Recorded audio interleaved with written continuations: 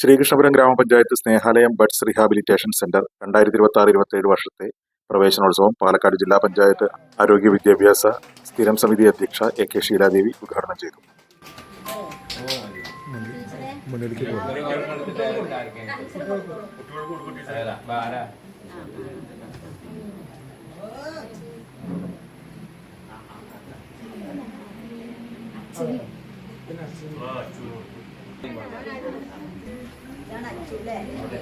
നമ്മൾ ഏറ്റവും അധികം ചേർത്ത് പിടിക്കേണ്ട, ഏറ്റവും അധികം സ്നേഹിക്കേണ്ടത്, ഏറ്റവും അധികം പരിഗണിക്കേണ്ട കുട്ടികളും മുതിർന്നവരും ഉണ്ട്. ഇതിൻ്റെ ഇടയിൽ ആണ് ഇവിടെ എത്തിയിട്ടുള്ള ആളുകൾ. അപ്പോൾ 43 വ്യക്തികൾ ഇവിടെ ഉണ്ട്. കുട്ടികളുണ്ട്, മുതിർന്നവരുണ്ട്. നമ്മുടെ ഈ ബഡ്സ് വിദ്യാലയത്തിൽ 43 ആളുകളുണ്ട്. കുറച്ച് കാലങ്ങൾക്ക് മുന്നേ, ഇപ്പോൾ 2017 നമ്മുടെ ഈ ബഡ്സ് വിദ്യാലയം തുടങ്ങിയത്. അതിൻ്റെ മുന്നേ ഒക്കെ തന്നെ കുറച്ച് കാര്യങ്ങൾ പിറകോട്ട് പോയി കഴിഞ്ഞാൽ ഈ വിഭാഗക്കാരായിട്ടുള്ള ആളുകളെ അതറിയുക വികലാംഗർ എന്ന ഗണത്തിലുണ്ടാവില്ല. പക്ഷേ അങ്ങനെ പറയുന്നത് ഒട്ടും ശരിയല്ല. ഇവർക്ക് ഒട്ടേറെ കഴിവുകളുണ്ട്, ധാരാളം കഴിവുകളുണ്ട് എന്ന് തിരിച്ചറിഞ്ഞ് ഇവരെ ഭിന്നശേഷിക്കാർ, അതായത് പലതരത്തിലുള്ള കഴിവുകളുള്ള വ്യക്തികളാണ് ഇവർ. ചിലപ്പോൾ കയ്യിന് വയ്യായ ഉണ്ടാവാം, കാലിന് പ്രശ്നം ഉണ്ടാവാം, അല്ലെങ്കിൽ ബുദ്ധിക്ക് ചെറിയ പ്രശ്നം ഉണ്ടാവാം.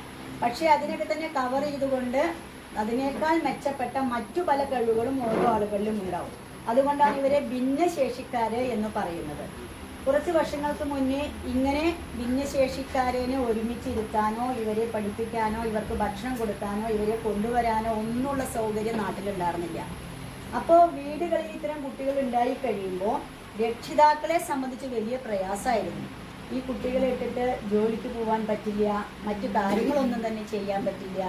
പക്ഷേ കേരളത്തിൻ്റെ ഇടതുപക്ഷ ഗവൺമെൻറ് തീരുമാനിച്ചു എല്ലാ പഞ്ചായത്തുകളിലും ഭിന്നശേഷിക്കാരായ ആളുകളെ സഹായിക്കാൻ, അവരെ പരിഗണിക്കാൻ, അവരെ സ്നേഹിക്കാൻ, അവരെ നോക്കാൻ, അവരെ കരുതലോടുകൂടി സംരക്ഷിക്കാൻ ഒരു സംവിധാനം തുടങ്ങണം. എല്ലാ പഞ്ചായത്തുകളും അതിൻ്റെ ഭാഗമായിട്ട് ബഡ്സ് വിദ്യാലയം തുടങ്ങി. എനിക്ക് തോന്നുന്നു നമ്മുടെ അടുത്ത പ്രദേശങ്ങളിൽ ഏറ്റവും ആദ്യം ബഡ്സ് വിദ്യാലയം തുടങ്ങിയിട്ടുള്ളത് ശ്രീകൃഷ്ണപുരം ഗ്രാമപഞ്ചായത്താണ് എന്നാണ് എനിക്ക് തോന്നുന്നത്. 43 ആളുകളുണ്ട്. നമുക്കറിയാം ശാരീരിക പരിമിതികളുള്ള കുട്ടികളാണ്. പലവർക്കും എല്ലാ ദിവസവും ഇവിടെ എത്തിപ്പെടാൻ കഴിയുന്നില്ല. 10-30ഓളം കുട്ടികളാണ് ദിവസേന വരുന്നുള്ളൂ. എല്ലാവർക്കും എല്ലാ ദിവസവും വരാൻ പറ്റുന്ന ആരോഗ്യസ്ഥിതി അല്ല ഉള്ളത്. എന്നാലും ഇവിടെ ഇപ്പോൾ 30 കുട്ടിയൊക്കെ വരുന്നൊരു സ്ഥലത്ത് ഒരു ക്ലാസ്സൊക്കെ മതി ശരിക്കും നോക്കിക്കഴിഞ്ഞാൽ. പക്ഷേ നമ്മുടെ പഞ്ചായത്ത് എന്താ തീരുമാനിച്ചത്? അത് പോരാ, അവരെ കുറച്ചുകൂടി നന്നായിട്ട് ശ്രദ്ധിക്കണം. അതിനൊരു അധ്യാപികയെ കൂടി വെക്കണം, 2 ക്ലാസ് റൂമുകൾ ഉണ്ടാക്കണം. അപ്പോഴോ പുതിയ കെട്ടിടം വേണം. അപ്പോൾ പുതിയ കെട്ടിടത്തിന് MLAയെ സമീപിച്ചു. MLA അതിന് നല്ല സഹായം കൊടുത്തിട്ടുണ്ട്. അതിനൊരു പണി ഇപ്പോൾ അടുത്ത് തന്നെ പൂർത്തീകരിക്കും. അപ്പോൾ 2 ക്ലാസ്സുള്ള ബഡ്സ് വിദ്യാലയമായിട്ട് നമ്മുടെ വിദ്യാലയം മാറുകയാണ്. ഗ്രാമപഞ്ചായത്ത് പ്രസിഡന്റ് പി അരവിന്ദാക്ഷൻ അധ്യക്ഷനായി. ജനപ്രതിനിധികളായ KK Leeni, VC Unnikrishnan, C Omana, N Vidyalakshmi, K Shalini, CDS ഭാരവാഹികളായ T Soumya, S Rajasree, buds അധ്യാപിക രമ്യ എന്നിവർ സംസാരിച്ചു.